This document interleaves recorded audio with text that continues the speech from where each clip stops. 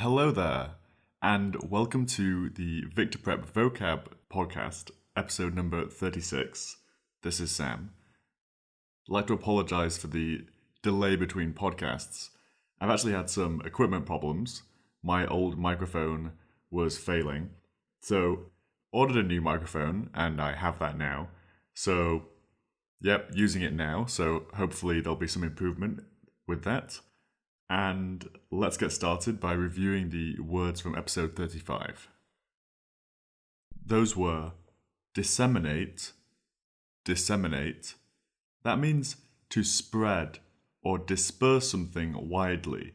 That usually means information, but it could mean something like spreading seed over a number of fields, disseminating the seed. Esoteric.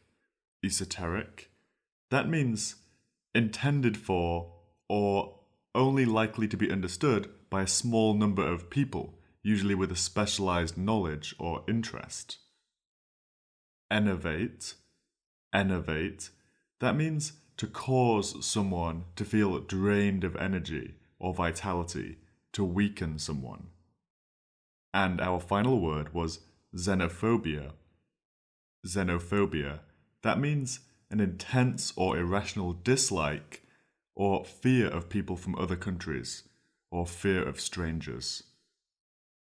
Our first new word is insensible. That's spelled I-N-S-E-N, insen, S-I-B-L-E, sible, insensible. To be insensible means to be without one's mental faculties, typically as a result of violence or intoxication, maybe with some drug. It also can mean to be unconscious. So, what does that mean? Well, imagine you've been in a fight. Someone's been punching you in the head, and you've been punched so hard that you don't know what's going on anymore. You don't know where you are, you can't think straight. You are insensible. Some synonyms are unconscious, insensate, senseless, inert, comatose, knocked out, passed out, or blacked out. You could also imagine someone who's been drinking a lot, so they're very drunk, and they've gotten so drunk that they don't know what's going on anymore. That is to be insensible. Insensible also has another meaning which you should be aware of, which means to be unaware of something or indifferent to something. So if you're insensible of something, you're not aware of it. You don't know it's happening. So you may know someone who seems to have no sense of shame. They're almost unaware that they're doing something which could be considered shameful. They're insensible to shame. Our second word is mannered. It's spelled M-A-N-N, man, E-R-E-D, mannered. Mannered is quite a curious word, and it might need a little bit of explanation. But if someone is mannered, and normally when someone is mannered, you're referring to a person, and often someone who is an artist or a writer.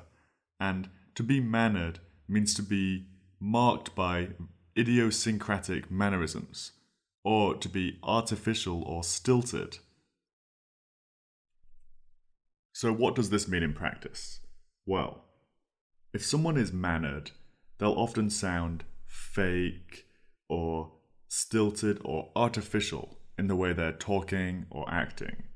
Or if it's dialogue in a play, for example, if the dialogue is mannered, it's pretentious, it's overly theatrical or slightly contrived. So you may know someone who you feel is a little bit fake, they're putting it on a little bit, they act in an unnatural or overly pretentious way. You could say that person is mannered. Often when you're young, school age, you don't really meet people who are very mannered. But as you go into college age and become an adult, you're far more likely to meet people who are acting in this fake, pretentious, stiff way. These people are mannered. Generally, though, you're far more likely to use the word mannered when referring to a work of art. Maybe the dialogue in a play or a character in a film. The word mannered isn't often used when describing an individual person you might know, but of course it could be used that way.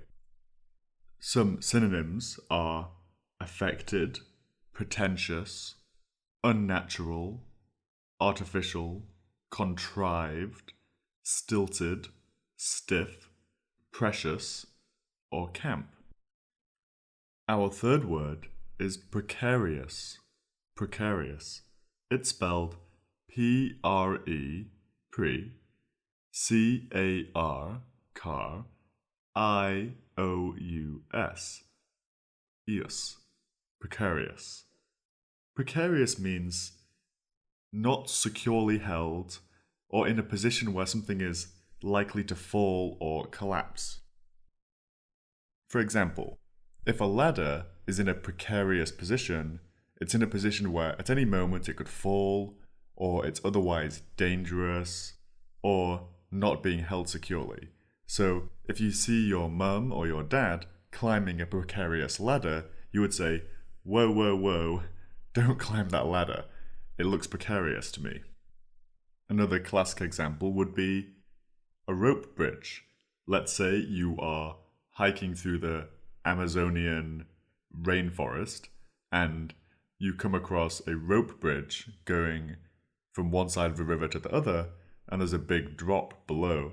And of course you don't want to fall off the bridge, and the ropes on this bridge are worn and frayed, and the bridge is tilting slightly, and it looks rather precarious. You know you have to cross it to get to the other side of the river, but you're wishing you didn't have to cross it, because damn, that looks like a very precarious bridge. Some synonyms are uncertain, insecure, risky, unpredictable, hazardous, dangerous, and unsafe. Precarious also has a secondary meaning, which means dependent on chance or uncertain.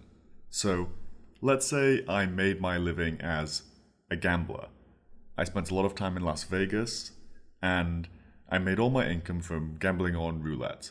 One could say that would be a precarious life choice or a precarious job, because it's very dependent on chance and it's an uncertain way of living.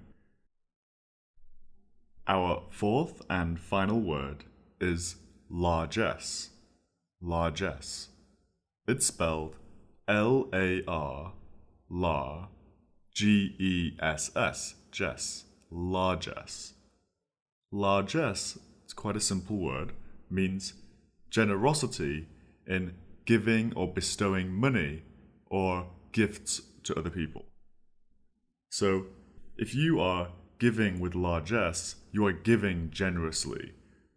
Some synonyms are generosity, liberality, bounty, munificence, altruism, charity, philanthropy. Please note that largesse doesn't simply mean giving something away. It means a particular amount of generosity in giving things away. So that means giving a lot, not just simply giving a homeless person a few coppers, but giving generously. So maybe giving a lot of things away to the homeless people, or to charity, or to people in need. It's being exceptionally generous. And this makes sense when you think about the word largesse. It has the word large in it. So you can look at that word and think, it has the word large. It means big. It means big generosity. Largesse. Those were our 4 words for today. Now let's briefly go over those again. Our first word was insensible. Insensible. And I just thought of a really good way to help remember that. In means not in the sense of this word. So the word means not sensible, and sensible refers to our senses being in good working order. If you are sensible, if you are a sensible person, your brain is thinking well, you're being logical, everything is working correctly. If you are insensible, that is not sensible, you are thinking in a crazy way, you've lost your mental faculties as a result of violence or being drunk or taking a lot of drugs. Our second word was mannered. Mannered. Usually when referring to a person, especially an artist or writer.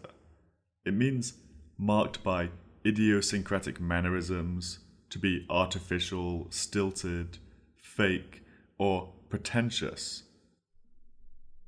Precarious was our third word. Precarious means not securely held or in a dangerous position, like a precarious ladder or rope bridge.